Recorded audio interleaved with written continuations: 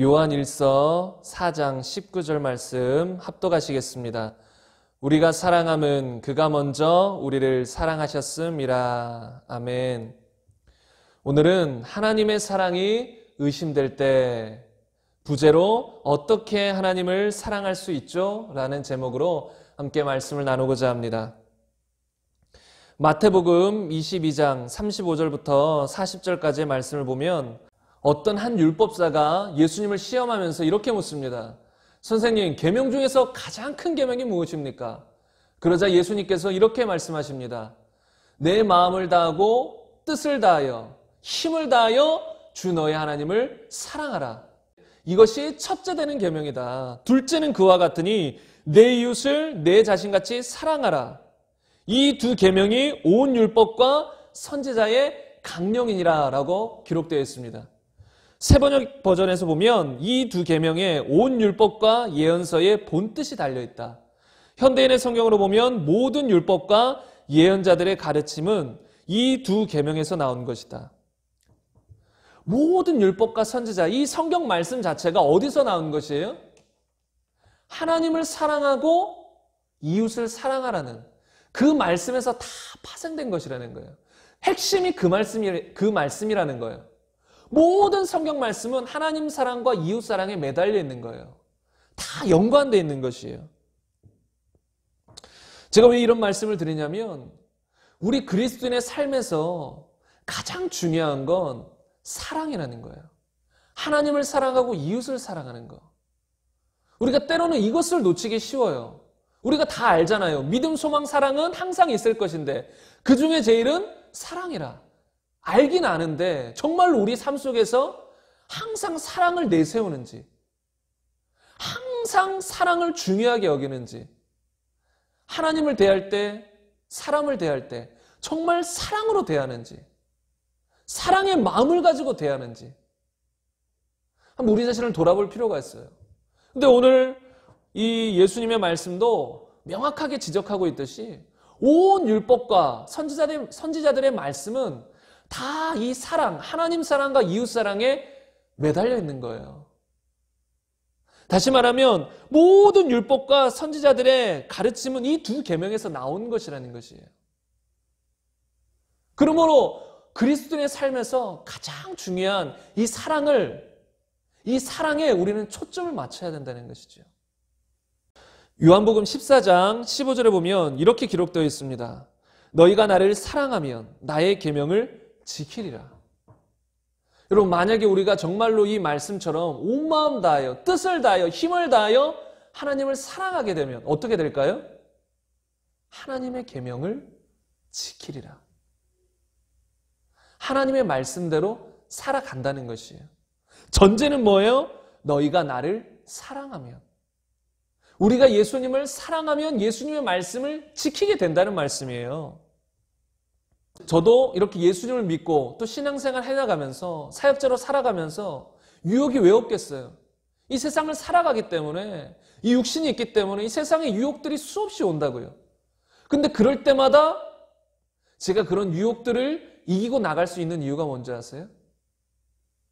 하나님을 사랑하기 때문이에요. 물론 제 마음속에는 하나님을 경외하는 마음, 하나님을 두려워하는 마음이 있어요. 그것은 기본으로 가지고 있어야 되는 마음이에요.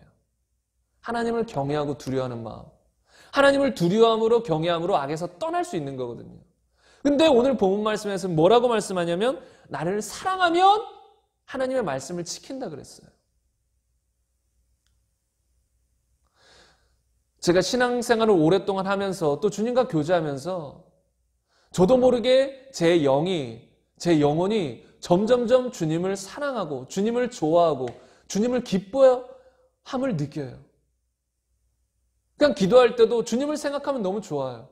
너무 주님을 사랑하고 너무 주님이 좋고, 그런데 여전히 육신 속에는 죄의 본성들이 남아서 저에게 올라오고 그런 생각들이 또 마귀가 씌워주는 생각들이 들어오고, 그런데 그런 유혹 속에서도 여전히 주님을 사랑하는 마음이 있기 때문에 날마다 주님을 의식하는 거예요. 어떤 죄에 대한 생각들, 죄에 대한 마음이 올라올 때 주님을 생각하는 거예요. 주님을 생각하면, 사랑하는 주님을 생각하면 그 생각을 물리치게 돼요.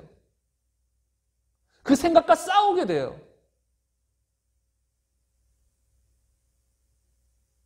주님을 사랑하니까 그게 가능하더라고요. 물론 우리가 두려워서 주님을 경외함으로 악을 떠나는 것도 맞아요. 그런데 정말로 사람을 변화시키고 이끌어 나갈 수 있는 힘은 사랑이거든요. 하나님을 두려워함과 동시에 하나님을 사랑할 때 정말로 그 사람은 하나님의 말씀대로 살아갈 수가 있습니다. 그래서 사람이 죄를 이길 수 있는 비결은 사랑이에요. 사랑. 하나님의 위대한 종이었던 썬다싱의 설교 중에 이렇게 소개한 일화가 있습니다. 아주 의미 깊은 일화이기 때문에 여러분에게 한번 소개해드리고 싶습니다. 어떤 두 명의 젊은이가 있었어요. 근데 두 명 다 도박을 했어요. 근데 그 나라에서는 도박을 하면 500루피라는 벌금을 내야 돼요. 걸리면. 그런데 이 두 명의 젊은이가 도박을 하다가 결국은 걸렸어요. 결국은 걸려서 둘 다 감옥에 갇히게 되었어요. 그 감옥에서 나오려면 500루피라는 벌금을 내야 돼요. 그런데 그 두 젊은이 중에 한 명은 부자의 아들이었어요. 아버지가 부자였어요. 근데 한 명은 가난한 농부의 아들이었어요. 그래서 그 부자의 아들은 아버지가 500루피를 갚아서 바로 감옥에서 나올 수 있었어요. 그런데 그 가난한 농부의 아들은 나올 수가 없었어요. 나올 수가. 그걸 갚아줄 사람이 없으니까. 그래서 그 어머니가 그 벌금을 갚기 위해서 하루 종일 일을 하기 시작했어요. 돌에 손을 찍히기도 하고 손을 베이기도 해서 손에 피가 나기도 하고 그렇게 하루 종일 일을 하면서 그 돈을 벌었어요. 그리고 한 번은 아들에게 면회를 갔을 때 아들이 그 어머니의 손을 봤어요. 어머니의 손을 보니까 피가 나고 있는 거예요. 손의 모습이 장난이 아닌 거예요. 그래서 아들이 물어요. 어머니 손이 왜 그렇습니까? 손에 나는 그 피는 무엇입니까? 그래서 어머니가 자신이 하고 있는 일에 대해서 아들에게 설명해 줘요. 그리고 이렇게 말을 합니다. 나는 너를 구하려고 이 일을 하고 있다. 500루피를 벌어서 너를 거기서 감옥에서 데리고 나오려고 너를 구하려고 이 일을 하고 있다. 그리고 마침내 이 어머니는 500루피를 모아서 그 아들을 감옥에서 건져냅니다. 그런데 그 후에 어느 날 그 부자 젊은이가 다시 이 친구 젊은이를 찾아왔어요. 찾아와서 또 말하는 거예요. 우리 주사위 게임하자. 또 도박하자는 거예요. 그런데 이때 이 젊은이의 대답이 어땠는지 아세요? 이렇게 대답했습니다. 이제부터 두 번 다신 그 일을 하지 않겠네. 자네는 쉽게 감옥에서 풀려났지만 나는 어머니의 노동과 땀 그리고 어머니의 상처와 피로 말미암아 풀려났다네. 어머니에게 그러한 고통을 안겨준 이런 도박을 앞으로는 쳐다보지도 않겠네. 부자의 아들이었던 젊은이는 그 감옥에서 나온 것이 아주 쉬웠어요. 이런 부류의 사람은 우리가 하나님으로부터 구원받은 것도 아주 가볍게 여겨요. 얼마나 큰 사랑으로 우리가 구원받았는지를 몰라요. 그냥 우리가 구원받은 게 가볍게 된 줄로만 알아요. 그런데 우리의 구원은 어떻지요? 온 세상을 창조하신 하나님이, 신이 그 모든 신의 영광을 다 내려놓고 신의 모든 것을 내려놓고 사람이 돼서 이 땅에 오신 거예요. 그리고 사람들에게, 본인이 창조한 사람들에게 핍박받고 모욕받다가 채찍질 당하고 가시면류관을 쓰며 결국은 십자가에 못 박혀 죽으셨어요. 그걸 통해서 우리를 구원하셨어요. 이 어머니하고도 비교할 수 없을 정도로 더 큰 고통으로, 더 큰 사랑으로 우리를 구원하셨다는 거예요. 만약에 이 사랑을 조금이라도 아는 사람이라면 하나님이 싫어하시는 일은 하고 싶어지지 않을 것이라는 거예요. 이 아들처럼. 그리고 반대로 하나님이 원하시는 일이라면 하고 싶어질 거예요. 왜요? 너희가 나를 사랑하면 나의 계명을 지키리라. 사랑하니까. 주님을 사랑하니까 주님이 원하는 일을 하고 싶어지는 거예요. 그래서 죄를 이길 수 있는 비결은 기본적으로 하나님을 두려워함도 있겠지만 하나님을 사랑하는 것. 사랑이 죄를 이길 수 있는 비결이라는 것이지요. 이와 같이 우리가 하나님을 사랑하면 우리가 죄를 이길 수 있어요. 죄를 짓지 않을 수 있어요. 그리고 그분의 말씀대로 살아갈 수 있어요. 그래서 가장 중요한 계명이 하나님을 사랑하는 것이에요. 그런데 문제는 가장 중요한 계명이 하나님을 사랑하라는 것을 알매도 불구하고 이런 말씀들이 부담으로만 느껴지는 경우도 많아요. 교회에서 하나님을 사랑하세요 하면 많은 성도들이 아멘 하고 하나님 사랑해요 보다는 막 속으로는 부담되는 경우들이 많이 있을 수 있어요. 그리고 알긴 알아요. 하나님 사랑해야 되는 건 알긴 알아요. 노력도 해봐요. 하나님 사랑해야 되니까 막 노력도 해봐요. 근데 잘 안 돼요. 하나님 사랑하는 게 잘 안 돼요. 생각만큼 쉽지가 않아요. 노력해도 안 되는 거예요. 울부짖어도 안 되는 거예요. 하나님을 향한 사랑이 안 나오는 거예요. 그런데 이 하나님을 사랑하라는 계명이 정말 우리에게 부담을 주려는 계명일까요? 또는 실천 불가능한, 실제로 하나님을 사랑할 수도 없는데, 온 마음 다해 사랑할 수도 없는데 하나님이 사랑하라고 하셨을까요? 아니라는 거예요. 이 계명은 부담을 주는 계명도 아니고 불가능한 계명도 아니라는 거예요. 수많은 믿음의 선배들이 벌써 그 길을 걸어갔어요. 하나님을 온 마음 다해 사랑하며 주를 위해 죽기까지 한 우리의 믿음의 선배들이 있잖아요. 그럼 한번 생각해 보세요. 그들은 어떻게 그랬을까? 우리의 믿음의 선배들은 어떻게 하나님을 그렇게 사랑했을까? 예수님 믿는 것 때문에 핍박받고, 예수님 믿는 것 때문에 화형당하고, 예수님 믿는 것 때문에 사자의 밥이 되고, 예수님 믿는 것 때문에 창에 찔려 죽기까지 했는데도 어떻게 그 순간에도, 죽는 순간에도 하나님을 사랑했을까? 어떻게 그렇게 수많은 핍박을 당하는 순간에도 그렇게 하나님을 사랑했을까? 하나님 때문에 감옥에 갇혔을 때도 어떻게 하나님을 찬송할 수가 있었을까? 하나님을 원망하지 않고 우리의 모습을 한번 돌아보세요. 우리의 모습을 한번 돌아보면 조금 우리의 삶에 문제가 생기면 쉽게 하나님을 원망한 적은 없습니까? 우리의 어떤 삶에 문제가 있으면 하나님의 그 사랑을 쉽게 의심하지는 않습니까? 내가 기도해도 하나님의 기도가 쉽게 응답되지 않고 어떤 문제를 위해서 계속해서 하나님께 나아가도 문제 해결이 되지 않을 때 하나님 과연 나를 사랑하실까? 하나님이 우리에 대한 그 사랑, 그 하나님의 사랑을 의심한 적은 없나요? 하나님은 어제나 오늘이나 영원토록 동일하신데 변함없이 나를 사랑하시는데 우리는 그 하나님의 사랑을 얼마나 많이 의심했습니까? 한번 돌이켜보세요. 믿음의 선배들과 우리의 모습을 한번 대조시켜보세요. 어떤가?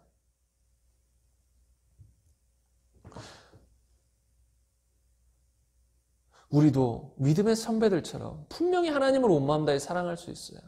어떤 환경 속에서도 흔들리지 않을 수 있어요. 어떤 환경 속에서도 감사하며 주님을 사랑할 수 있어요.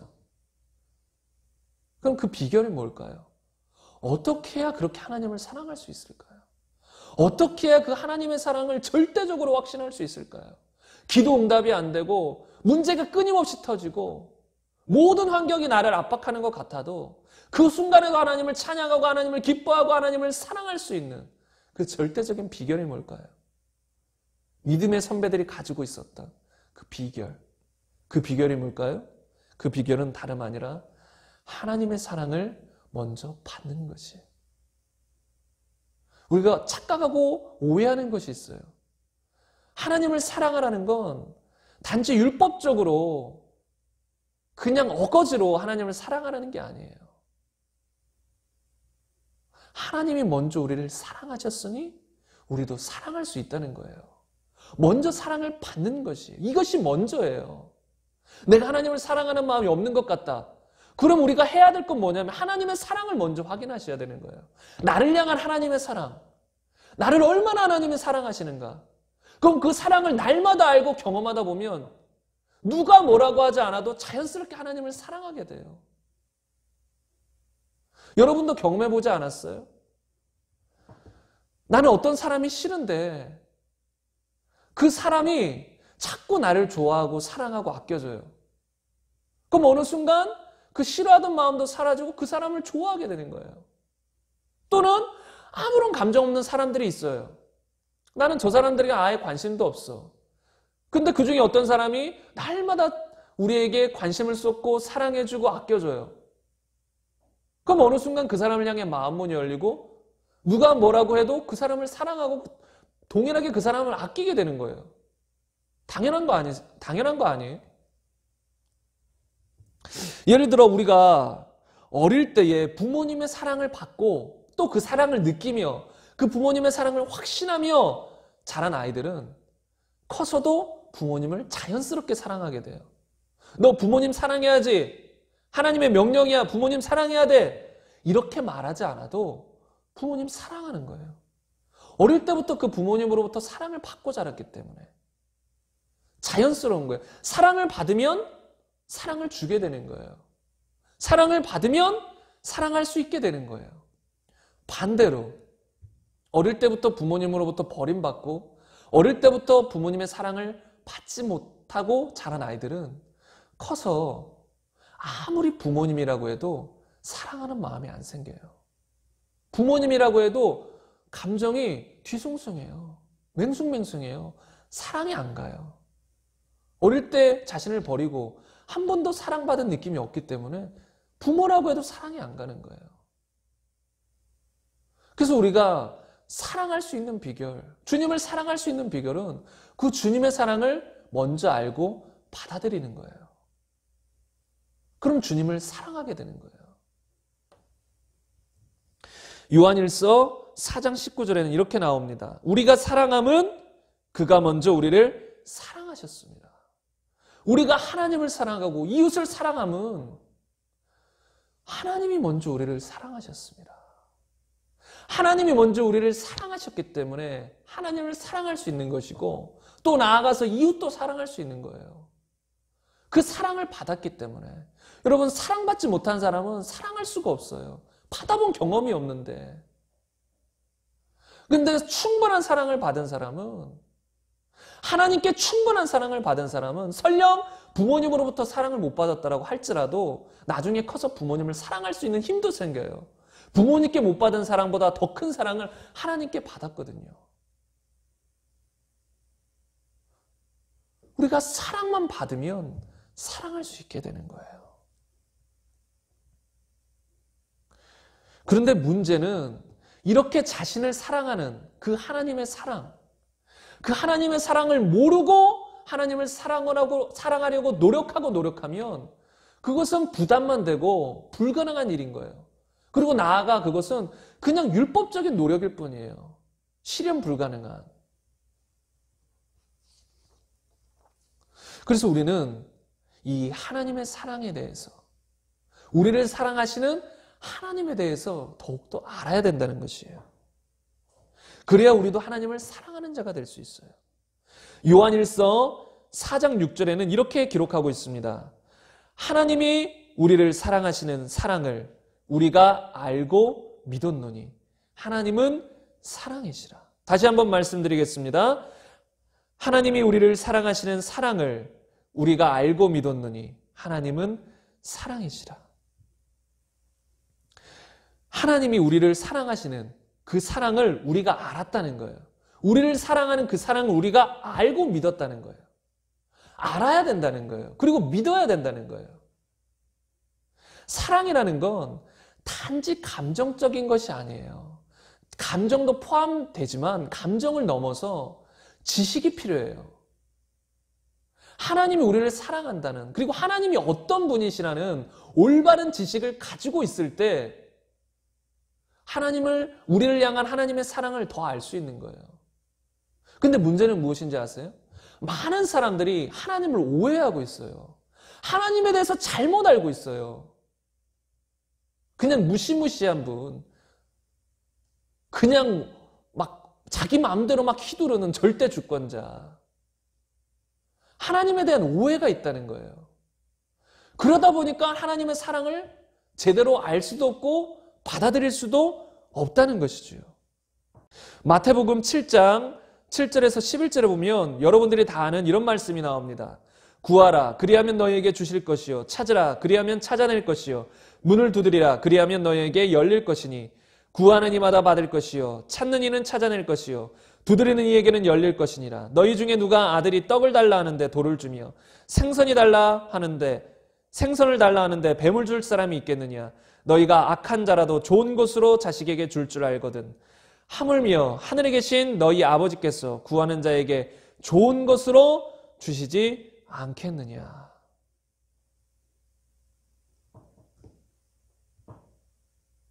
하나님을 악한 자라고 생각하는 사람이라면 이런 말씀들을 잘 보셔야 돼요. 하나님의 사랑을 오해하는 사람들이라면 이런 말씀을 잘 보셔야 돼요. 여기서 예수님이 막 외치잖아요. 구하라. 너희 구하라. 그리하면 주실 것이다. 찾으라. 그럼 찾아낼 것이다. 누구든지 구하면 다 받을 것이다. 누구든지. 이게 뭐예요? 그냥 구하면 구하는 것이고 찾으면 찾아낼 것이고 그냥 구하면 내가 줄게. 이 정도입니까? 아니에요. 제발 구하라는 거예요. 구하라. 그러면 주실 것이다. 왜 주실 것인데 안 구하냐 이거예요. 구하는 이마다 다 받을 것이다. 그리고 예수님 이런 비유를 드시지요. 너희 중에 누가 아들이 떡을 달라 하는데 돌을 줄 사람이 있느냐. 그리고 생선을 달라 하는데 뱀을 줄 사람이 있느냐. 하물며 악한 자라도 자식이 달라고 하면 좋은 것으로 주지 않느냐. 악한 자라도 그러는데 하물며 하나님이시겠느냐. 하나님이 얼마나 좋은 것들로 우리 자식들에게 주시지 않겠느냐. 이렇게 말씀하시는 거예요. 이게 하나님이신 거예요. 하나님을 오해하지 마세요. 악한 자라도 자식에겐 좋은 것 줘요. 그럼 우리는 예수님을 믿는 하나님의 자식이 되었는데 하나님이라면 얼마나 더 좋은 것들로 우리에게 주시겠냐는 거죠. 문제는 하나님이 아니에요. 우리의 삶의 문제는 하나님이 아니에요. 이따가 나누겠지만 그런 문제는 하나님이 주신 게 아니에요. 하나님이 문제의 원인이 아니에요. 하나님을 오해하지 마세요. 하나님은 사랑이세요. 정말로 풍성하고 더 좋고 더 좋은 걸 주기 원하시는 거예요. 아들이잖아요. 딸이잖아요. 그리고 하나님은 선하시고 사랑이라고 하시잖아요. 얼마나 좋은 것으로 주시겠어요. 세상에서도 악한 자라도 자식은 좋은 것들을 물려주려고 하는데 하나님이라면 얼마나 좋은 것들로 우리에게 주시겠냔 말이죠. 그리고 우리에게 주신 성령님도 마찬가지예요. 로마서 8장 26절 보면 이와 같이 성령도 우리의 연약함을 도우시나니. 성삼위 하나님 중에 성령 하나님도 우리에게 오셔서 우리의 연약함을 돕고 계시는 거예요. 우리 중에 연약한 사람이 있습니까? 걱정하지 마세요. 하나님은 연약한 자를 업신여기지 않으세요. 세상에서는 연약한 자, 부족한 자 업신여기잖아요. 무시하잖아요. 왕따시키잖아요. 하나님은 연약한 자, 부족한 자 업신여기지 않으세요. 오히려 도와주시고 사랑으로 품어주시는 분이지. 오히려 더 존귀한 것들로 채워주시는 분이세요. 연약한 자들에게 오히려 더 존귀한 것들로 채워주시는 분이 우리 하나님이세요. 우리 하나님을 오해하지 말라는 거예요. 그리고 이사야서 53장 5절에서 6절 말씀 이렇게 말합니다. 그가 찔림은 우리의 허물 때문이요. 그가 상함은 우리의 죄악 때문이라. 그가 징계를 받음으로 우리는 평안을 누리고 그가 채찍에 맞음으로 우리는 나음을 받았도다. 우리는 다 양 같아서 그릇 행하여 각기 제 길로 갔거늘 여호와께서는 우리 모두의 죄악을 그에게 담당시키셨도다. 여러분, 예수님이 찔림받은 이유 우리 허물 때문이에요. 예수님이 상한 이유 우리의 죄악 때문이에요. 그가 징계를 받았기 때문에 우리는 평안을 누리는 것이고 그가 채찍에 맞았기 때문에 우리는 나음을 입은 거예요. 우리는 그 하나님을 버리고 다 각기 제 길로 갔다고 성경은 말해요. 하나님을 배반하고 하나님을 무시하고 우리는 우리가 원하는 대로 우리가 우리의 삶의 주인인데요. 내가 내 삶의 주인인데요. 각기 제 길로 갔다고 성경은 말해요. 근데 그런 우리를 위해서 예수님이 십자가에 죽으신 거예요. 하나님이 돌아가신 거예요. 우리를 위해서. 그런 우리를 위해서. 이게 하나님이세요. 그래서 로마서 5장 8절에는 우리가 아직 죄인 되었을 때에 그리스도께서 우리를 위하여 죽으심으로 하나님께서 우리에 대한 자기의 사랑을 확증하셨느니라. 이 십자가에서 죽으심으로, 우리를 위해서 찔려 죽으심으로 그 하나님의 사랑을, 우리에 대한 하나님의 사랑을 확증해 주셨다는 거예요. 나타내 주셨다는 거예요. 여러분, 이것보다 더 큰 어떤 증거가 있어요? 어떻게 더 확신을 요구해요? 어떻게 더 확신을 얻을 수 있어요? 다른 것으로. 자신을 배반하고 각기 제 길로 갔던 사람들을 위해 죽기까지 했는데 이게 최종적인 확증이에요. 어떤 것으로도 뒤집힐 수 없어요. 우리가 좀 부족하고 연약하고 기도응답이 안 되고 우리가 좀 죄를 졌다고 하나님 우리를 버리시거나 우리를 향한 사랑을 거두시는 분이 아니세요. 우리가 최악이었을 때, 최악으로 하나님을 배반하고 떠나갔을 때도 우리를 사랑하신 거예요. 아들을 주기까지. 그럼 우리를 얼마나 사랑하시는 거예요? 그건 변함이 없어요. 성경은 예수님께서 어제나 오늘이나 영원토록 동일하시다 했어요. 그건 동일하는 거예요. 만약에 하나님이 동일하지 않다면, 하나님의 사랑이 어제 다르고 오늘 다르고 내일 다른다면 우리가 어떻게 평안하게 살아요? 어떻게 그 하나님을 믿고 신뢰할 수가 있어요? 근데 그 부분 명확하게 선포하세요. 어제나 오늘이나 영원토록 동일하시다고. 그래서 그 사랑을 믿고 우리가 그 안에서 안식과 평안을 누릴 수 있다는 것입니다. 그런데 문제는 이렇게 사랑하시는 하나님에 대해서 수많은 오해들이 존재한다는 거예요. 오해들. 그 오해들에 대해서 몇 가지 나눠보고자 합니다. 첫째로, 삶의 어려움은 하나님이 우리를 연단시키기 위해서 주신다라는 관점이에요.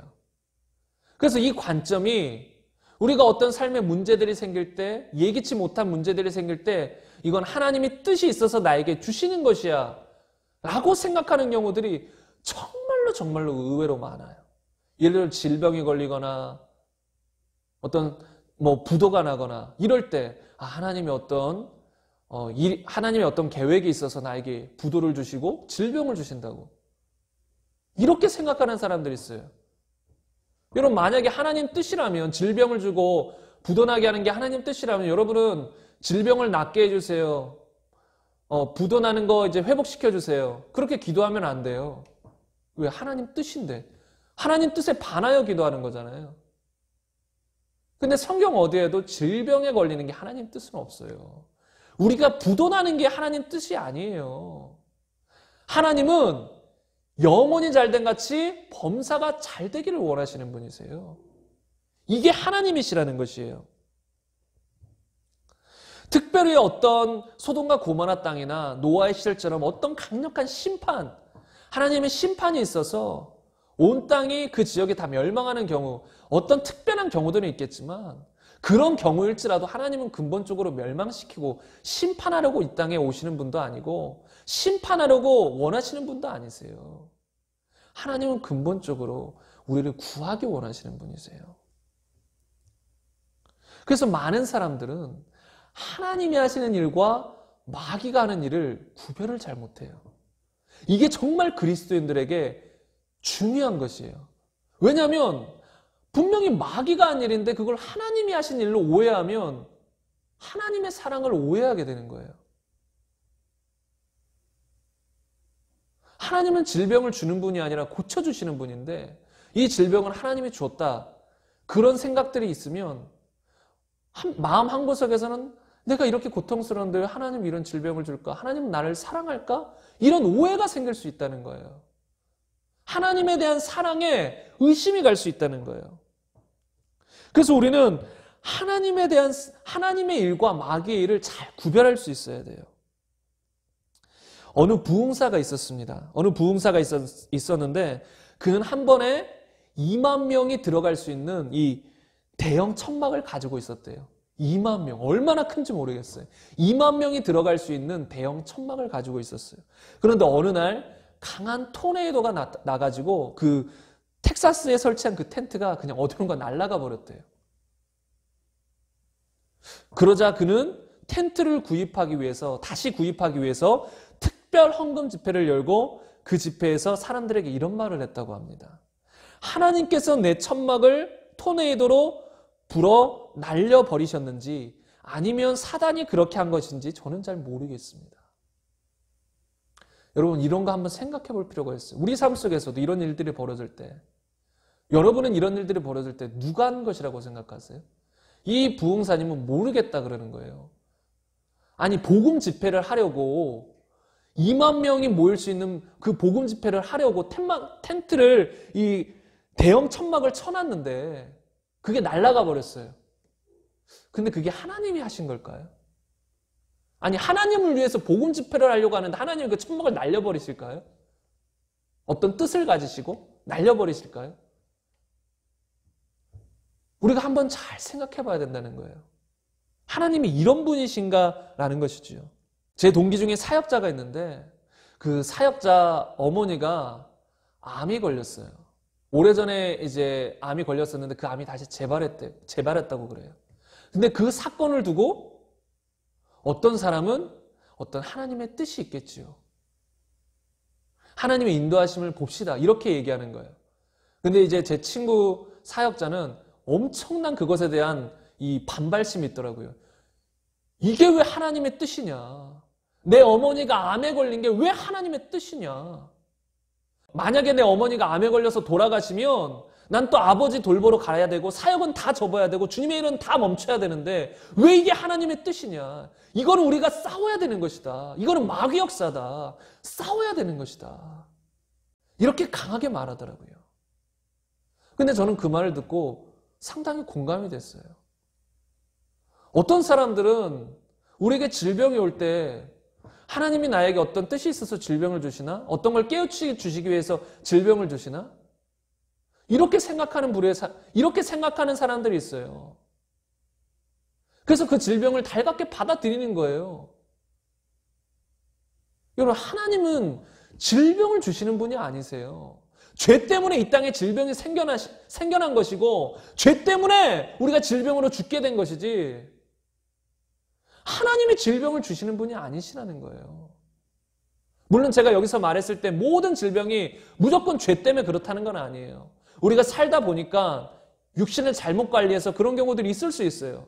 그런데 근본적으로 이 땅에 질병이 들어온 건 아담과 하와가 죄를 범한 후로 그때 질병이 들어온 것이에요. 그때부터. 죄가 들어온 즉 사망이 들어온 것이에요.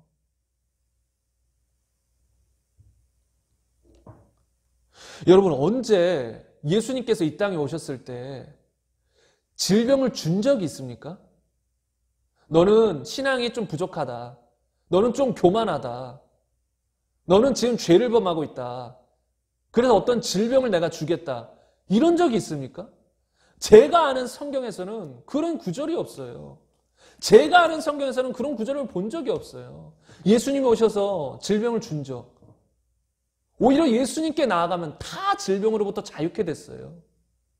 어떤 사람이든 간에, 죄 많던 사람이든 간에, 죄가 좀 덜 적던 사람이든 간에 그거 상관없이 예수님께 믿음으로 나아가면 다 고쳐졌어요. 왜 그래요? 그게 하나님의 뜻이기 때문이에요. 예수님은 분명히 말씀하셨어요. 나는 아버지의 일을 하러 왔다고. 아버지 뜻대로 예수님이 이 땅에서 행하시는 거예요. 그러면 그 치유의 사역이 누구의 뜻이에요? 아버지 하나님의 뜻인 거예요. 또 예수님이 이렇게 말한 적이 있나요?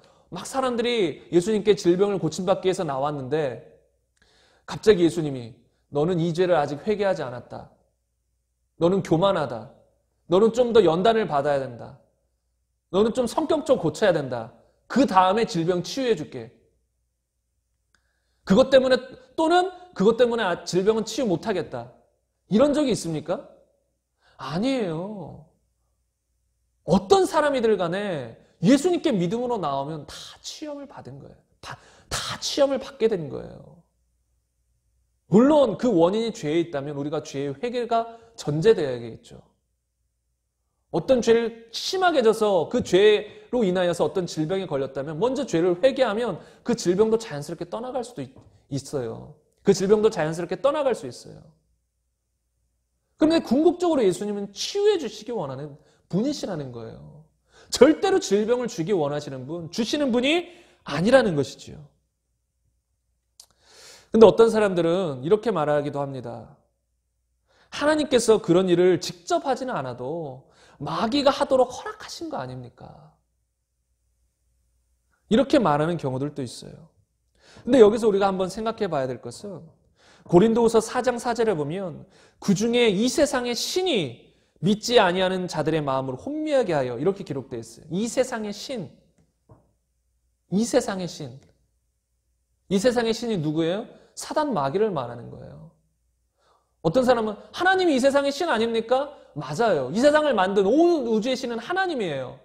근데 아담과 하와가 죄를 범함으로 아담과 하와에게 주어졌던 이 세상을 통치하는 그 통치권이 마귀에게 넘겨진 거예요. 그래서 이 세상을 다스리는 신이 되어버리는 거예요. 성경은 곳곳에서 이렇게 말해요.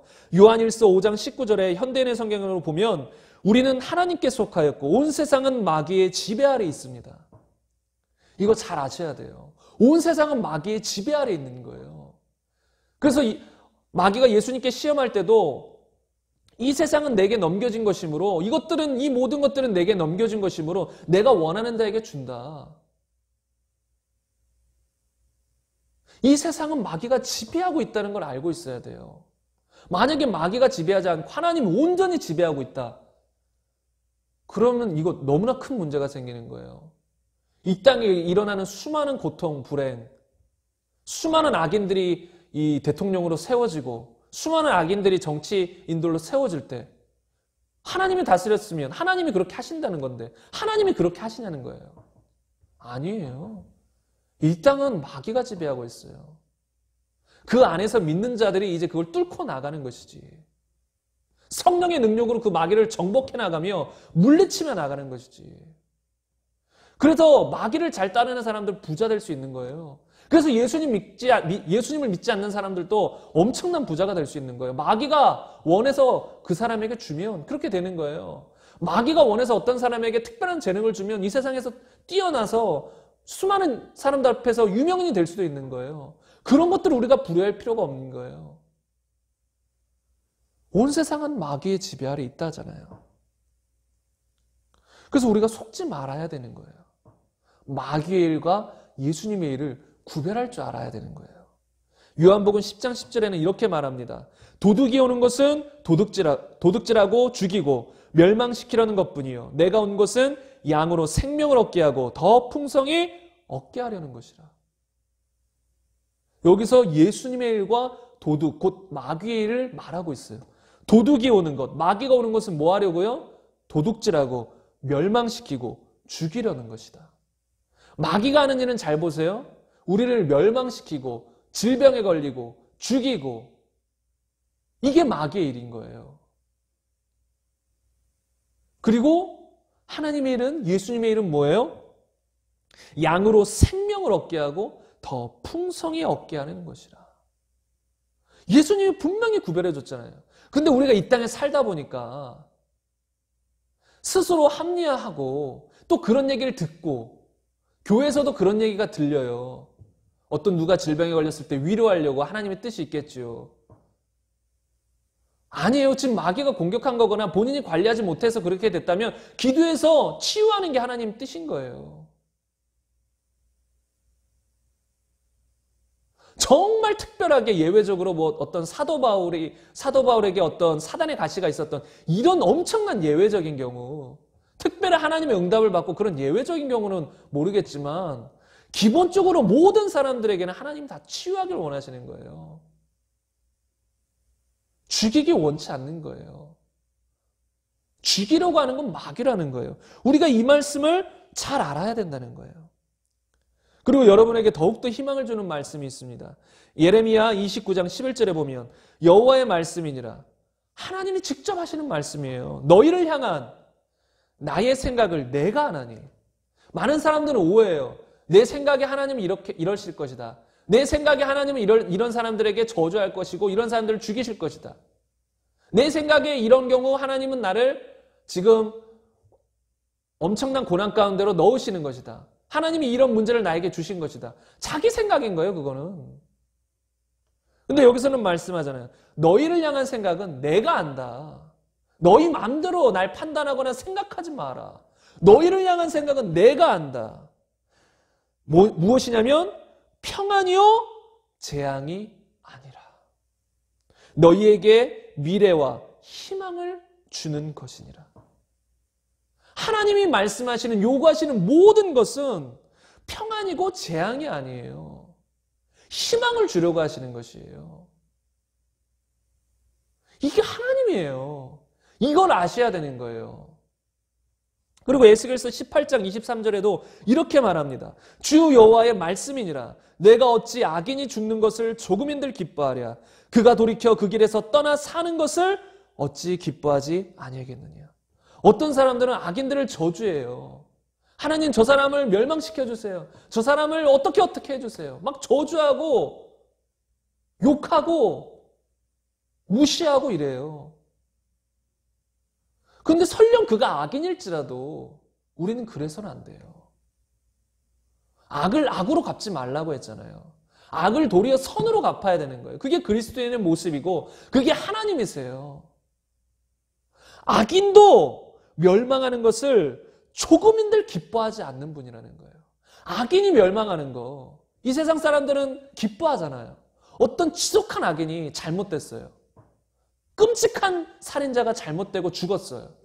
그럼 세상 사람들은 잘됐다, 자업자득이다, 기뻐하고 환호해요. 그런데 하나님은 악인일지라도 죽는 것을 기뻐하지 않아요. 여러분 이거 엄청난 사랑이에요. 그거 우리에게도 적용되는 거예요. 우리 각 사람에게 적용돼. 내가 심지어 악인이 되었다고 할지라도 내가 죽고 멸망하는 걸 하나님이 기뻐하지 않는다는 거예요. 도리어 우리가 돌이켜서 그 길에서 떠나 사는 것을 기뻐한다는 거예요. 물론 그 길을 고수하면 결국은 멸망해요. 악인의 길을 계속 살아가면 멸망해요. 그건 하나님의 공의 안에서 그렇게 되는 것이에요. 그러나 하나님은 그걸 기뻐하지 않는다는 거예요. 심판은 하시겠지만 그 심판을 그렇게 멸망하게 심판하시는 것을 기뻐하지는 않는다는 거예요. 돌이켜 살기를 원하신다는 거예요. 여러분 이 하나님의 사랑을 좀 아시겠어요? 이 하나님의 사랑. 어떤 지독한 악인도 멸망하는 걸 원치 않는, 다 회개하고 돌이켜서 살고 기쁘고 평안하기를 원하시는 이 하나님의 사랑. 그래서 아들까지 주신 하나님의 사랑. 여러분 이 하나님의 사랑을 오해하지 말자는 거예요.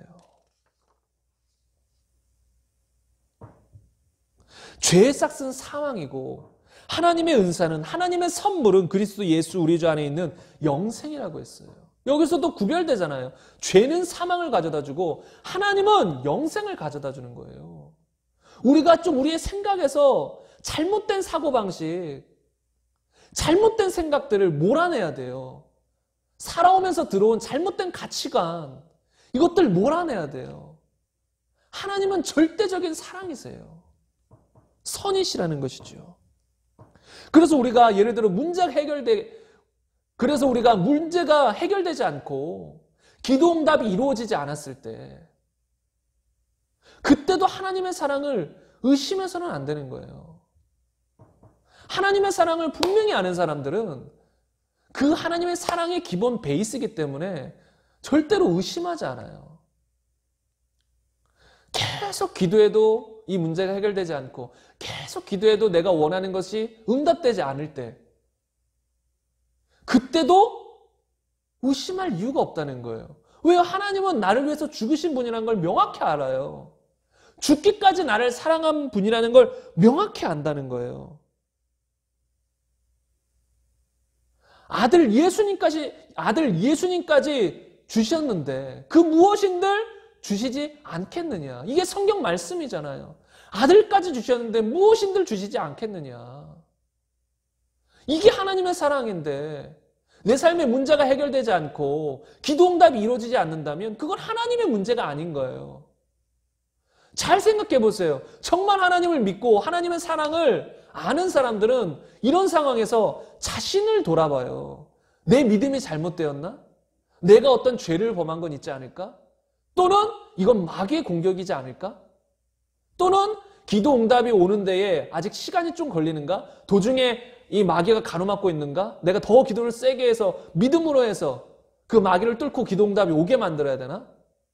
이렇게 생각을 한다는 거죠. 우리의 기본 베이스는 하나님은 사랑이시다. 하나님은 나를 사랑하신다. 그리고 그 하나님은 선하시고 좋으신 분이다. 이게 우리 신앙의 기본 베이스예요. 그 위에서 우리가 살아가는 거예요. 그래서 우리가 이해되지 않는 일이 있어도 이건 도대체 왜 이런 일이 있을까? 예를 들어 어떤 권사님이 새벽 기도를 가다가 차에 치여 돌아가셨어요.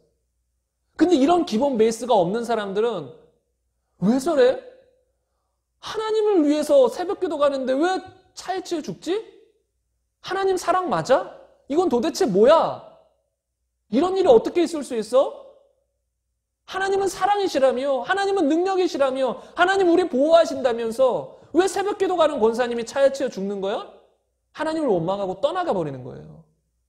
근데 하나님을 알고 믿고 그 사랑을 경험한 사람은 그 상황에서 왜 저런 일이 벌어졌을까? 마귀가 공격한 것인가? 저 권사님이 깨어있지 못한 것인가? 우리 쪽에서의 문제점을 생각하는 거예요. 마귀의 공격은 아닐까라고 생각하는 거예요. 하나님은 새벽기도 가는 권사님을 차에 치여 죽게 하는 분이 아니세요. 오히려 보호하기를 원하시는 분이지. 그런데 왜 그 보호가 미치지 않았을까? 뭔가 이유가 있다는 거예요. 그럼 그것을 위해 하나님께 기도할 수는 있죠. 근데 때로는 우리가 평생 죽기까지 어떤 것은 모르는 경우도 있어요. 어떤 부분들은 하나님만 아시고 우리에게 계시하지 않고 우리에게 알려주지 않는 부분도 있어요. 그렇다고 우리에게 믿음이 전혀 흔들리는 게 아니에요. 하나님은 확증해 주셨어요. 사랑이라고. 성경을 그래서 좀 많이 보실 필요가 있어요. 많이 보시고 이 안에서 하나님이 어떤 분이신가를 우리가 깊이 살펴볼 필요가 있어요. 표면적으로 보는 게 아니라 정말 하나님의 마음이 어떤가. 왜 하나님이 소돔과 고모라 땅을 멸망시킬 수밖에 없었던가. 단지 멸망시킨 하나님을 보는 게 아니라 멸망시킬 수밖에 없었던 하나님. 그리고 그 멸망시킬 때 하나님의 마음은 어땠을까. 이런 걸 발견해서 하나님을 알아야 되는 거예요. 하나님은 절대로 새벽기도 가는 권사님을 차에 치여 죽게 하는 분이 아니세요. 하나님은 우리에게 원하시는 게 재앙이 아니라 평안이라 하셨다니까요. 악인도 돌이켜 살기를 원하시는 분인데 갑자기 교회 가는 권사님을 차에 치여 죽게 하겠어요? 그런 분이 아니라는 것이에요.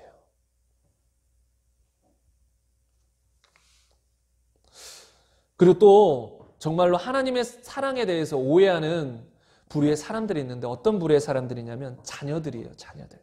우리의 자녀들. 목사님의 자녀들, 장로님의 자녀들, 직분자의 자녀들. 또 크리스천 부모를 둔 자녀들. 또 더 나아가서 예수님을 믿지 않는 부모를 둔 자녀들. 이 자녀들이 하나님의 사랑을 오해하는 경우들이 많아요. 왜냐하면 우리가 하나님의 사랑을 볼 때 보통 부모를 통해서 보는 경우들이 많이 있거든요. 우리가 하나님 아버지 하니까 아버지로부터 많은 사랑, 이 땅의 아버지로부터 많은 사랑을 받았던 사람은 그 하나님의 사랑과 아버지의 사랑을 매치해서 받아들인 경우들이 많아요. 반대로 하나님 아버지가 당신을 사랑하신다 했을 때 그 사랑이 전혀 뭔지도 모르고 느껴지지도 않는 사람들이 있는데 어떤 부류냐면 자신의 아버지로부터 사랑을 받아본 적이 없는 사람. 그러니까 하나님 아버지라고 했을 때 아버지가 사랑한다고 했을 때 느껴지지가 않는 거예요. 믿어지지가 않는 거예요.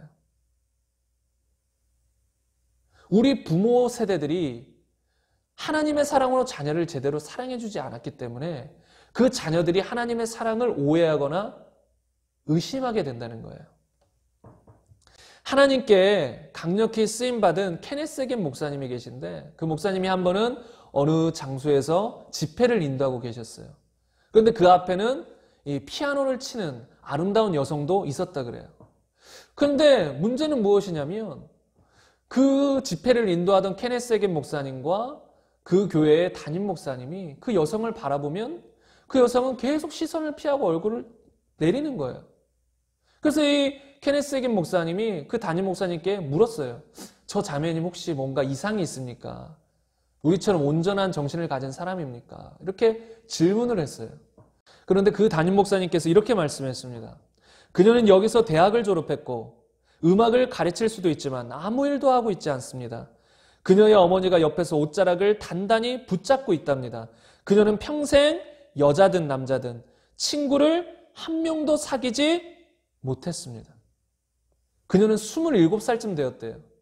근데 친구도 없고 집 밖에 친구 집에 놀러 가본 적도 없고 거기서 자본 적도 없다는 거예요. 그리고 또 그 여성분에게는 이제 형제가 3명이 있대요. 근데 그 형제 모두 어릴 때부터 한 번도 친구 집에서 자본 적도, 친구 집에 놀러 가본 적도 없대요. 다 친구가 없대요. 그 과부된 어머니가 그 자식들을 꽉 붙잡고 있는 거예요. 어디도 가지 못하게 해요. 어디도 가지 못하게 해요. 여러분, 이렇게 되면 자녀들의 인격에 큰 문제가 생겨요. 그리고 하나님에 대한 사랑을 오해하게 된다는 거예요. 심지어 이 남자 형제들은 고등학교를 졸업하자마자 부모 곁을 바로 떠나가 버렸어요. 그 중에 또 한 명인 그 형제는 17살 때 고등학교를 졸업하자마자 어머니께 말도 없이 집을 떠나버렸대요. 근데 그 사실 때문에 이 케네스 해긴 목사님께 와서 그 어머니가 기도해달라고 하는 거예요. 그래서 케네스 해긴 목사님이 무엇을 기도해 줍니까 했죠. 그러니까 어머니가 말하기를 이 아들이 떠났다니까요. 다시 말하면 아들 돌아오도록 기도해달라는 거예요. 그런데 이 케네스 해긴 목사님이 뭐라고 하는지 아세요? 하나님께 감사할 일입니다. 이거는 하나님께 감사할 일입니다. 그래서 그 어머니가 젖은 수건에 뺨 맞은 것처럼 그 목사님을 쳐다보는 거예요. 근데 이 목사님은 말하는 거예요. 이 한심한 곳에서 뛰쳐나갈 수 있는 그런 생각이 있는 아들이니까 감사한 일 아닙니까? 기쁜 거 아닙니까? 그러면서 나중에 이렇게 권면을 해요. 당신은 예수님 믿지 않습니까? 구원받은 사람 아닙니까? 왜 인간적인 이기적인 사랑으로 자식들을 사랑하려고 합니까? 하나님의 사랑으로 사랑하십시오. 여러분, 저는 이 예화를 보면서 너무나도 마음이 안타깝더라고요. 아들들은 고등학교를 졸업하자마자 떠났는데 이 딸은 27살이 될 때까지 그 과부 어머니께 매여가지고 어떤 친구도 사귀지 못하고 그냥 거기에 매여 있는 거예요. 어떤 일자리도 갖지 못하고 피아노를 전공했음에도 불구하고 대학교에서 피아노를 전공했음에도 불구하고 아이들을 가르칠 수 있음에도 불구하고 그냥 집에만 처박혀 있는 거예요. 어머니께 붙잡혀 있는 거예요. 근데 어머니는 사랑해서 그렇대요. 어머니는 그 자식들을 너무나 사랑한대요. 그러니까 이런 밑에서 자란 자식들은 오해하는 거예요. 하나님이 우리를 사랑한다고 했을 때 그 사랑도 이렇게 오해하는 거예요. 나를 힘들게 하고 고통스럽게 하는 사랑인 것처럼. 하나님의 사랑은 그런 사랑이 아니에요. 인간의 사랑과 하나님의 사랑은 달라요. 인간의 사랑은 어떤지 아세요? 이 과부 어머니가 같이 이기적이에요. 결국은 누굴 위해요? 왜 자식을 그렇게 붙들어놔요? 정말 자식을 위해서 그랬을까요? 자신을 위한 거예요. 자식을 사랑한다고는 말하지만 자신을 위한 것이라는 거예요. 자신을. 우리 이 세상의 연인들의 사랑도 자세히 보세요. 정말 상대방을 향한 진정한 사랑인지. 만약에 상대방을 향한 진정한 사랑이었다면 상대방이 이 가슴에 비수를 꽂고 돌아서도 끝까지 사랑할 수 있어야 되는 거예요. 나에게 비수를 꽂고 돌아서도 나에게 비수를 꽂고 돌아서는 연인이나 친구들도 끝까지 축복하고 사랑할 수 있어야 돼요. 그게 사랑인 거예요. 근데 왜 나에게 조금이라도 싫은 소리하고 나에게서 돌아서면 그 연인이든 친구든 가릴 것 없이 미워지고 싫어지고 험담하게 되고 그 이유가 뭐예요? 처음부터 그런 하나님의 사랑으로 사랑하지 않았다는 거예요. 인간적인 사랑, 이기적인 사랑, 자기 중심적인 사랑을 했다는 거예요. 여러분, 목사님 자녀, 장로님 자녀 또는 직분자 자녀들 중에 정말로 하나님에 대해서 원망하고 오해하고 그런 자녀들이 많이 있어요. 왜냐하면 부모님들이 하나님의 사랑으로 기르지 못했기 때문이에요. 물론 훌륭한 부모님들도 계시지만 많은 경우 그렇지 못한 경우들이 많기 때문에 목사님들 자녀들만 모아서 수련회를 할 정도로 PK 수련회라 그러잖아요. 목사님 자녀들만 모아서 따로 수련을 하는 거예요. 목사님 자녀들에는 그만큼 상처와 아픔이 많다는 거예요. 왜요? 부모님이 목사님이긴 하지만 하나님의 사랑으로 교육을 못 받은 거예요. 이게 저부터 시작해서 사역자들이 조심해야 될 부분이에요. 이 강단에서 하나님의 사랑을 외치는데 실제로는 하나님의 사랑으로 사랑하지 못하는 경우들이 많아요.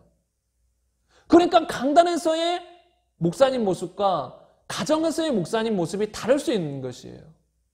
그리고 더 나아가서 자식을 사랑한다고 했을 때 정말 하나님의 사랑으로 목사님이 또는 장로님이 직분자가 자식을 사랑했는가? 아니면 자기의 체면 때문에 자식을 사랑했는가? 한번 잘 생각해 봐야 돼요. 이게 무슨 말이냐면 목사님의 자녀들이 스트레스 받는 것 중에 하나가 무엇이냐면 완벽해야 돼요. 어릴 때부터. 뭔가 잘못하면 안 되고 완벽해야 되고 말씀대로 살아야 되고 이게 좋은 것인데 그것이 강요되어 온 거예요. 자연적으로 주님을 사랑함으로 하나님의 사랑을 알고 하나님을 사랑함으로 하나님 말씀대로 살고 순종하는 게 아니라 내가 잘못하면 내가 조금이라도 실수하면 부모님이 욕먹으니까 그런 압박 속에서 사는 거예요. 그리고 심지어 부모님들도 그렇게 말하는 거예요. 네가 잘못하면 내 목회 망하지 않느냐. 네가 잘못하면 성도들이 아빠를 비웃지 않겠느냐. 똑바로 해라. 그러니까 그 아들을 진짜 사랑해서 하나님 말씀대로 살고 제대로 해라기보다는 본인의 체면, 본인의 목회 때문에 그것 때문에 신경 쓰여서 자꾸 자식들에게 똑바로 하라고 이렇게 말하는 거예요. 근데 자식들이 그거를 모르나요? 마음으로는 다 느껴요. 정말 자신을 사랑해서 하나님께 순종해야 된다고 말하는 것인지 아니면 수많은 사람들의 시선 때문에 너희들 잘해야 된다. 아니면 목회 힘들어진다. 이렇게 말하는 것인지. 물론 자식들 때문에 목회가 망가지는 경우들도 있겠죠. 그럼에도 불구하고 자식은 하나님의 사랑으로 대해야 되는 것이에요. 부모들이 또 자녀를 대할 때 잘못하는 게 뭐냐면 부모가 원하는 대로 자식이 커주길 바래요. 다시 말하면 부모가 못다 이룬 꿈, 내가 서울대 가고 싶었는데 내가 떨어졌어. 내가 의대에 가고 싶었는데 떨어졌어. 의사가 못 됐어. 내가 변호사, 검사가 되고 싶었는데 못했어. 내 못다 이룬 꿈을 네가 이뤄줘라. 이러면서 어릴 때부터 계속해서 학원 보내고 공부시켜서 의대 보내려고 하고 검사 되게 하려고 하고 이렇게 물신양면으로 힘쓴다는 거예요. 근데 자식들은 그 밑에서 죽어나는 거예요. 왜 자식들이 부모가 원하는 대로 부모가 못다 이룬 꿈을 이루어주기 위해서 자식들이 사냔 말이에요. 부모하고 자식이랑 똑같냔 말이에요. 다 달라요. 자식들도 자식들마다 다 다른데 쌍둥이가 태어나도 쌍둥이 그 두 명이 태어나도 다 달라요. 야곱과 에서를 보세요. 쌍둥이인데도 다른 거예요. 완전히 달라요. 하물며 부모 자식 간에 똑같겠어요? 달라요. 그런데 자기가 원하는 대로 자기가 살아온 대로 똑같이 살아가라고 말하는 거예요. 그게 아니에요. 예수님 믿는 사람이라면 그 자식이 어떤 길을 가는 것이 좋을까? 이 자식을 향한 하나님의 부르심은 무엇일까? 하나님의 뜻은 무엇일까? 그것을 위해 기도하고 그것을 발견해서 도와주고 지도해줘야 되는 것이지 자신이 바라는 대로 자신이 원하는 대로 자식을 컨트롤하고 이끌어 나가려고 하는 거 이거 이기적인 사랑이라는 거예요. 하나님 사랑은 이렇지 않아요. 하나님 사랑은 그렇게 강요하는 게 아니에요. 또 이런 경우도 있죠. 자녀를 열심히 공부시키는 이유. 자녀에게는 너 잘 되라고 하는 말이야. 이런 마음도 있겠지만 또 한편으로는 어떤 마음이 있는지 아세요? 학부모들 사이에서 내 자녀가 공부를 못하면 비웃음 당하잖아요. 무시당하잖아요. 그리고 내 자녀가 공부를 잘하면 학부모들 사이에서 다들 칭찬하잖아요. 그러니까 자신의 체면, 그것 때문에 자식에게 압박하는 거예요. 공부 열심히 하라고. 그래서 공부 열심히 하면 그 부모도 막 곳곳에 나가서 활동도 하고 자식 자랑하면서 그것으로 힘을 얻고. 여러분, 이게 이기적인 사랑인 거예요. 자식을 진짜 사랑해서 공부 잘해야 된다. 나중에 필요하기 때문에 엄마가 살아보니까 이 공부는 지금 이 시절에 해야 나중에 후회하지 않더라. 널 위해서 하는 말이야. 정말로 진심으로 그 자녀를 사랑해서 하는 말이기보다 나 체면, 자기 체면, 그것 때문에 말하는 경우들도 많이 있을 수 있다는 거예요. 이거 한번 자기 자신을 잘 살펴봐야 돼요. 한국의 부모님들 특별히 살펴봐야 돼요. 왜 그렇게 교육률이 높아요? 본인이 살아와 보니까 공부가 그렇게 필요한 걸 절실히 느껴서 그런 학구열이 높아졌나요? 제가 보기엔 거의 경쟁심이에요. 다른 집안, 다른 학생들과 경쟁심. 이거는 아니라는 거예요. 경쟁심 때문에 야, 쟤보다는 잘해야지. 야, 나 쟤보다는 너가 그래도 순위가 높아야 되지 않냐? 다 경쟁이에요. 그러면서 자식을 키우는 거예요. 이게 이기적인 사랑이에요. 자식만을 위한 진짜 사랑이 아니라. 근데 이런 부모 밑에서 자라면 우리가 오해하게 되는 거예요. 하나님의 사랑을. 경쟁적인 사랑, 이기적인 사랑으로 착각하게 만든다는 거예요. 근데 하나님은 이런 분이 아니시라는 거. 우리가 명확하게 알아야 된다는 것이에요. 그리고 마지막으로 오해 한 가지만 더 말씀드리자면 요한복음 3장 16절에 보면 이렇게 나옵니다. 하나님이 세상을 이처럼 사랑하사 독생자를 주셨으니 이는 그를 믿는 자마다 멸망하지 않고 영생을 얻게 하려 하심이라. 여기서 하나님이 세상을 이처럼 사랑하사 독생자 예수님을 주셨잖아요. 예수님을 십자가에 못 박히기까지 주셨잖아요.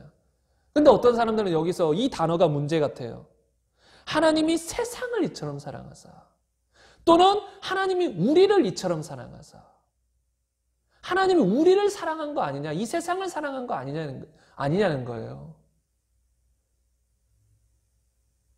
하나님이 이 땅에 오셔서 죽으신 이유는 결국은 사람을 위한 것인데 어떤 특별한 한 사람보다 모든 인간들을 위해 죽으신 거예요. 우리 전부를 위해서 죽으신 거예요. 근데 그게 문제가 되는 거예요. 왜요?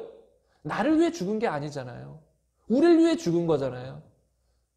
그러면서 하나님의 그 사랑을 피해가려는 거예요. 하나님이 나를 그렇게 사랑하심에도 그 사랑을 받아들이지 않고 피하는 거예요. 믿음으로 받아들여야 되는데 의심이 드는 거예요. 아니, 우리를 사랑한 것인데 나도 개인적으로 사랑하나요? 이렇게 의심하는 거예요.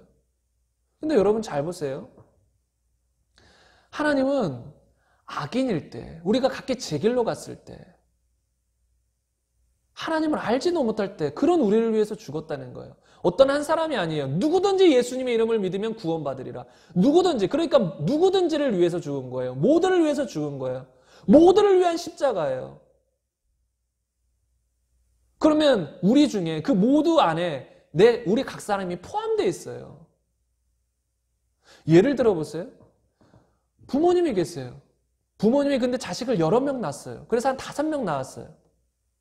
근데 자식들을 두고 날마다 이렇게 말해요. 나는 너희를 사랑한단다. 얘들아, 나는 너희를 사랑한단다. 매일매일 이렇게 말해줘요. 근데 그 중에 어떤 한 놈이 갑자기 이렇게 말하는 거예요. 엄마는 우리를 사랑하는 거지 날 사랑하는 건 아니잖아. 만약에 여러분 자식이 그렇게 여러분에게 말한다고 한번 생각해 보세요. 엄마는 우리를 사랑한다고 했지 날 사랑했다고 하지 않았잖아. 지금 이런 경우예요. 하나님 우리를 사랑한다고 했을 때 날 사랑한 건 아니잖아요. 말하는 건 부모에게 우리 자식들을 사랑한 거지 날 개인적으로 사랑한 건 아니잖아. 이렇게 말하는 것과 똑같아요.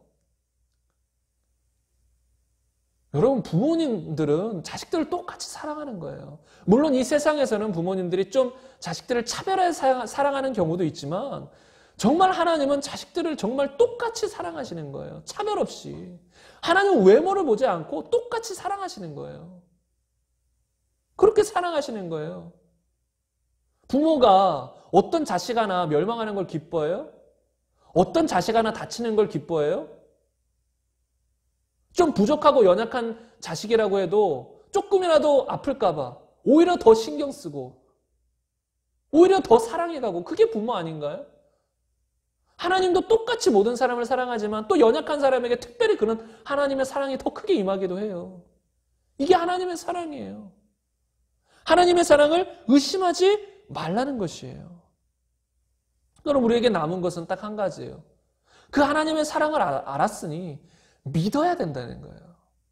중요한 건 믿는 거예요. 이런 건 들어서 지식적으로 알 수 있는데 이 마음에서 믿음으로 받아들여지지 않으면 그 하나님의 사랑이 느껴지지도 않고 그 하나님을 사랑하기도 힘들어요. 믿어져야 되는 거예요. 요한일서 4장 16절 말씀 다시 보면 하나님이 우리를 사랑하시는 사랑을 우리가 알고 믿었노니 그 사랑을 우리를 사랑하시는 그 사랑을 알고 믿는 데까지 나아가야 돼요. 믿어야 되는 거예요. 알고 믿어야 돼요. 여러분 연인 관계에서 한번 예를 들어볼게요. 연인 관계에서 이 남자가 어떤 여자를 끔찍하게 사랑해요. 그래서 한 10년 사귀었어요. 10년을 사귀어서 끔찍하게 사랑했는데 어느 날 이 남자가 프로포즈를 하려고 깜짝 프로포즈를 하려고 잠시 동안 이 여자의 카톡을 보지도 않고 답장도 하지 않는 거예요. 왜냐면 깜짝 놀래주려고. 근데 이 여자는 그 순간 의심을 하기 시작하는 거예요.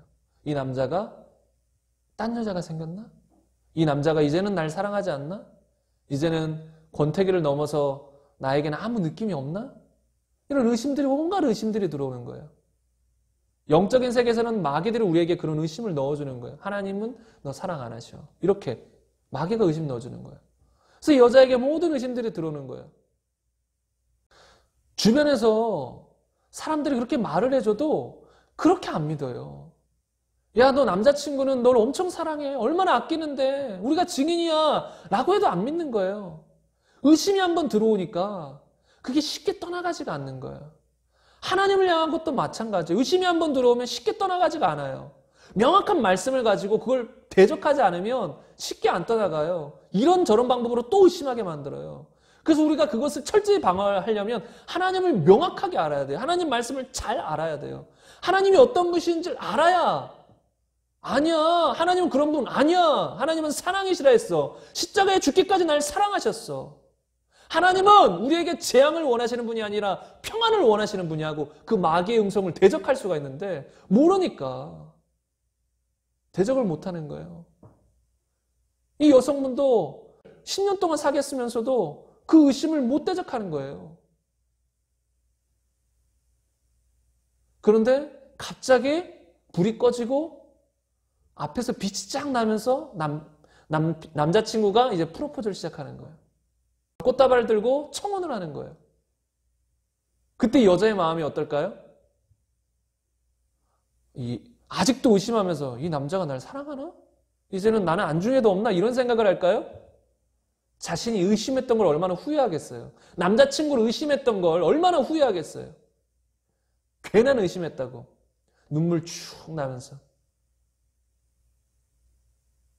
근데 여기서 제가 말씀드리고 싶은 건 이 여성분이 의심을 했을 때도 의심을 안 했을 때도 남자친구는 여전히 사랑했다는 거예요.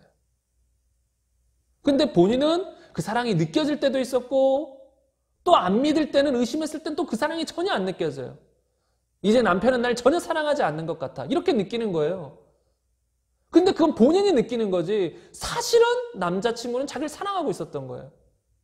이게 우리와 하나님 사이하고 똑같아요.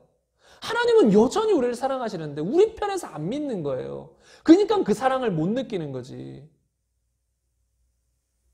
변함없이 하나님은 우리를 사랑하신다는 거예요.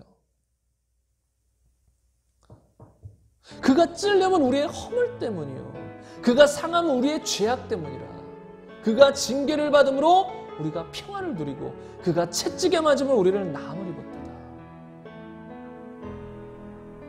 그 예수 그리스도께서 십자가의 죽으심으로 말미암아 우리에 대한 하나님의 사랑을 확증하셨다.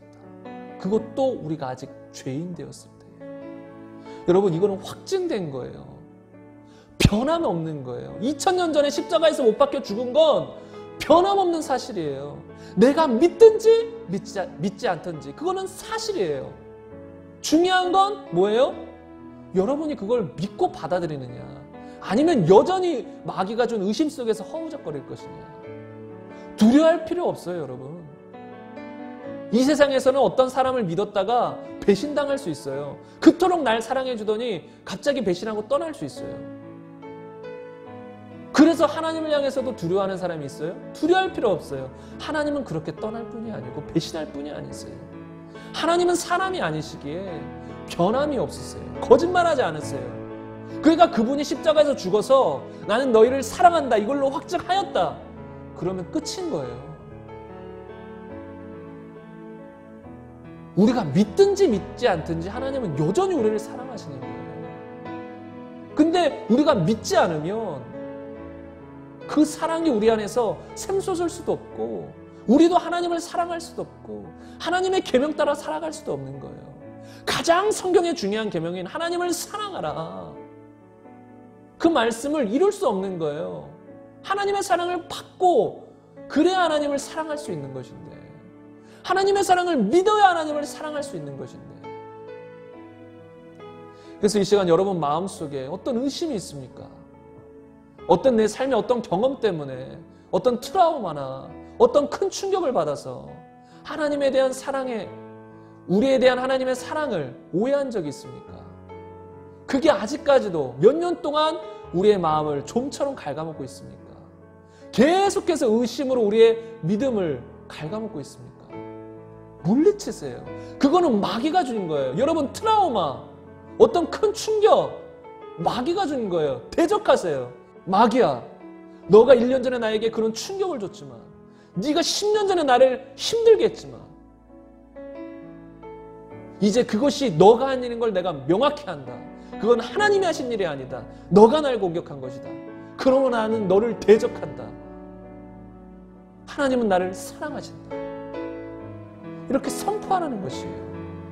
대적하라는 것이에요. 예수님의 이름으로 선포하세요. 그런 의심들 향해 선포하세요. 믿음의 방패를 사용하세요. 말씀으로 대적하세요. 사단의 시험 앞에서 3번이나 말씀으로 기록되었을 대로 이기셨던 예수님처럼 기록되었을 대로 이기세요.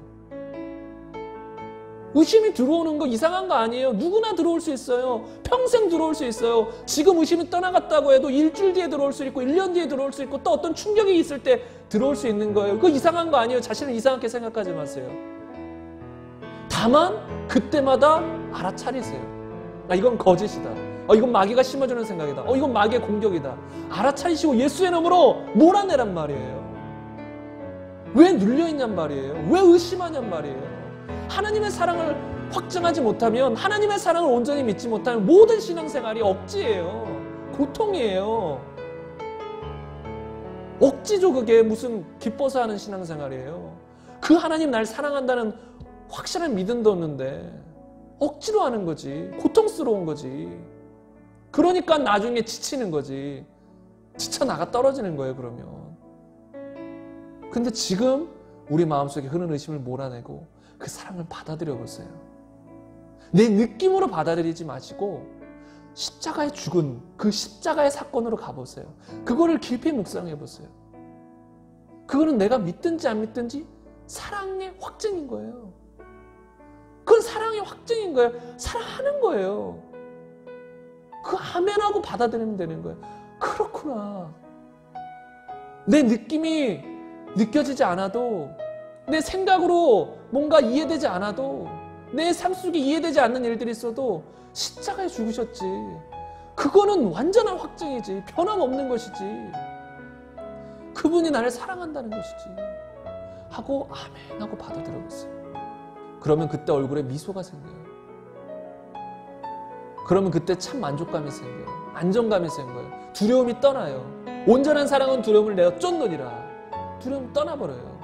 그 사랑을 받아들일 때, 다시 말하면 믿을 때,